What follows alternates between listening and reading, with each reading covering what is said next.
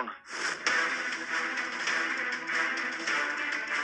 এটা আমাদের কলেজের রেপুটেশনের ব্যাপার, আর আমি এই বিষয়ে কোনো কম্পাস ধারাবাহিকের 24 তারিখে আমরা এমনটাই দেখতে পারবো বন্ধুরা, 1 ঘন্টা মহাপর্ব, যেখানে কম্পাসের যে সব কিছু বেচতে যাবে।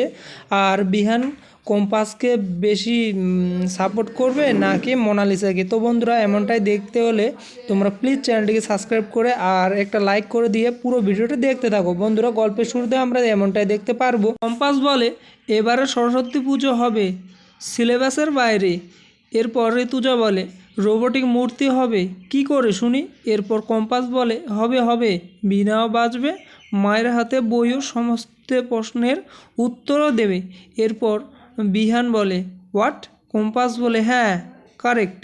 অন্যদিকে আড়ালে দাঁড়িয়ে মোনালিসা আর মুক্তি, ওরা দুজনেই বলে ওটা ওটা আমরা কিছুতেই হতে দেব না কম্পাস, তোমার সব কিছু আমরা শেষ করে দেবো, নষ্ট করে দেবো।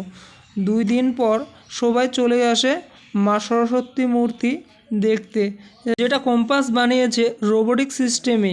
বিহান বলে কম্পাস ভৌমিকের রোবোটিক সরস্বতী মূর্তি করা উৎপাদন করবেন ঋতুজা চৌধুরী। এরপর যখনই পর্দা সরানো হয় ঠিক তখনই একটা ঘটনা ঘটে যায়। সবাই দেখেই তো অবাক হয়ে যায়, দেখতে পায় যে ওখানে কোনো মা সরস্বতী ঠাকুরের কোনো মূর্তি নেই। ঋতুজা বলে এ তো খালি। বিহান বলে হোয়াট ইজ দিস, কম্পাস কিছুতেই বুঝতে পারে না এটা কি করে সম্ভব, ইম্পসিবল। কম্পাস বলে ইম্পসিবল, আমি নিজের হাতে বানিয়েছি রোবোটিক মা সরস্বতী মূর্তি, এ হতে পারে না, কিছুতেই না, এটা মোনাদির কাজ, ও ছাড়া আর কেউ আমার প্রজেক্ট দেখেনি, আর এই বিষয়ে কেউ জানে না।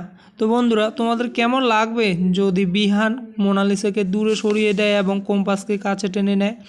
তো তোমরা প্লিজ কমেন্টে জানাবে। আর কম্পাস যেন খুব তাড়াতাড়ি বিহানের পাশে আসে আর কম্পাস যেন মোনালিসাকে শাস্তি দেয়। তোমরা এটা চাও তো অনেকেই অনেক রকম কমেন্ট করো, তাই জন্য আমি বললাম কথাটা। আর ক্যারেক্টারের বাইরে আমি কিছুই বলতে চাই না, সব ক্যারেক্টার সেম, সব ক্যারেক্টার লাভ ইউ। তো বন্ধুরা, সবাই ভালো থেকো এবং সুস্থ থেকো, যারা যেখান থেকে দেখছো খুব ভালো থাকবে এবং সুস্থ থাকবে। ধন্যবাদ বন্ধুরা, এখানেই বিদায় নিচ্ছি। কালকে সরস্বতী পুজো, তো তোমরা যারা ঘুরতে যাবে, কোথাও ঘুরে বেড়াবে সেটা কমেন্টে জানাবে। ধন্যবাদ বন্ধুরা।